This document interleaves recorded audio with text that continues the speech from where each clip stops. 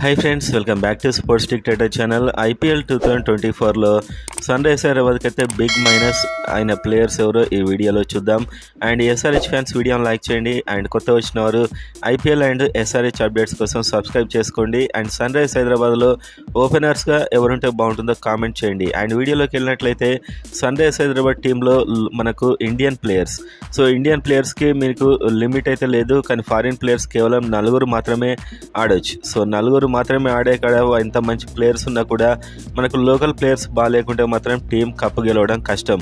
మనకు south Africa T20లో SRH team అయితే గెలుస్తుంది, కానీ ఇక్కడ అదే సమస్య ఏంటంటే మనకు ఇండియన్ ప్లేయర్స్ ఎస్ఆర్హెచ్లో బాగా ఆడట్లేదు. ఎంత హోప్స్ పెట్టి కొనుక్కున్న రాహుల్ త్రిపాఠి అయినా కూడా, అండ్ మయాంక్ అగర్వాల్ అండ్ అబ్దుల్ సమద్ అయితే తీవ్రంగా నిరాశపరుస్తున్నాడు. అండ్ అభిషేక్ శర్మ అసలు ఒక మ్యాచ్ విన్నింగ్స్ ఆడట్లేదు. సో ఇదైతే సన్ రైజర్స్ హైదరాబాద్ బిగ్ సమస్య అని చెప్పొచ్చు ఈసారి.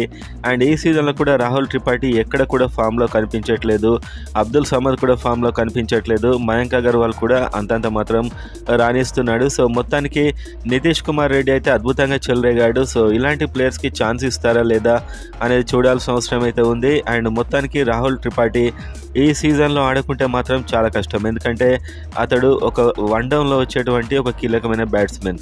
అండ్ ఫినిషర్గా ఈసారి Pat Cummins and Heinrich Klaasen. So Heinrich Klaasen బీభత్సమైన ఫామ్. ఇదే మనకు విదేశీ ప్లేయర్స్ కేటగిరీలో మ్యాచ్ విన్నర్స్ ఉన్నారు, కానీ మనకు స్వదేశీ ప్లేయర్స్ కేటగిరీలో ప్లేయర్స్ అయితే బాగాలేరు. అండ్ బౌలింగ్లో కూడా విపరీతమైన రన్స్ ఇవ్వడం ఎండ్ ఓవర్స్లో మనకు ఉమ్రాన్ మాలిక్ అయినా కూడా, అండ్ మిగతా వారందరూ కూడా. సో లాస్ట్కు మనకు ఒక సరైన స్పిన్నర్ కూడా లేకపోవడం ఇంతవరకు ఇది సమస్య అని చెప్పవచ్చు. నటరాజన్ కూడా రన్స్ ఇచ్చాడు చివరిలో.